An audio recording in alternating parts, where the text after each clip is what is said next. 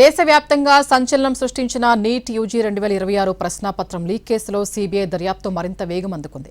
ఈ కేసులో మరో కీలక నిందితుడిని సీబీఐ అరెస్ట్ చేసింది. లాతూర్లోని ఆర్సీసీ కోచింగ్ ఇన్స్టిట్యూట్ యజమాని ప్రొఫెసర్ శివరాజ్ మోటేగా వంకర్ను సీబీఐ అరెస్ట్ చేసింది.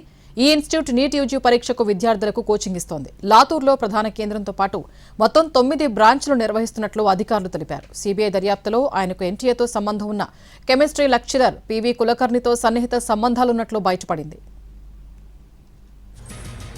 శివరాజ్ మోటేగా వంకర్ నివాసం, కోచింగ్ సెంటర్లలో సీబీఐ సోదాలు నిర్వహించింది. ఈ సోదాల్లో స్వాధీనం చేసుకున్న కెమిస్ట్రీ ప్రశ్నాపత్రంలో నీటి పరీక్షలో వచ్చిన ప్రశ్నలే ఉన్నట్లు గుర్తించారు. 24 గంటల్లో దేశంలోని 5 ప్రాంతాల్లో సోదాలు నిర్వహించి పలు కీలక పత్రాలు, ల్యాప్టాప్లు, మొబైల్ ఫోన్లు స్వాధీనం చేసుకున్నారు.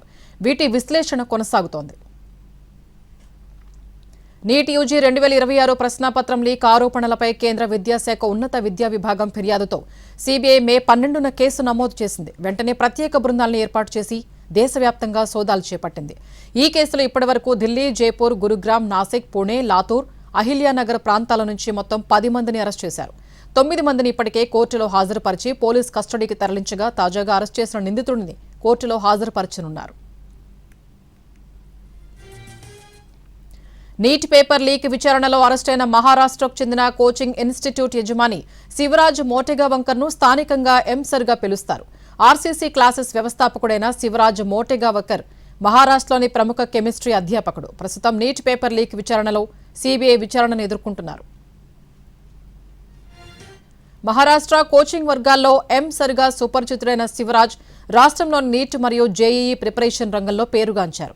లాతూర్కు చెందిన కెమిస్ట్రీ ఉపాధ్యాయుడైన శివరాజ్ ఆర్సీసీ క్లాసెస్ను మహారాష్ట్రలోని అతిపెద్ద కోచింగ్ బ్రాండ్లలో ఒకటిగా తీర్చిదిద్దారు. ఇటీవల నీట్ పేపర్ లీక్ విచారణలో ఆయన పేరు వెలుగులోకి వచ్చింది.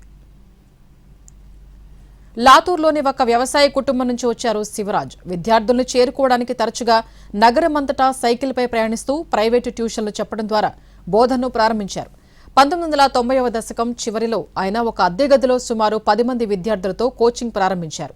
తొలి సంవత్సరాల్లో ఆయన వ్యక్తిగతంగా రసాయన శాస్త్రం బోధించడం, చేతితో నోట్స్ తయారు చేయడం, 11, 12 తరగతుల విద్యార్థులతో పాటు ప్రవేశ పరీక్షల అభ్యర్థులతో చిన్న బృందాలను నిర్వహించడం వంటి సంస్థలోని ప్రతి విషయంలోనూ దగ్గరగా పాల్పంచుకున్నారు.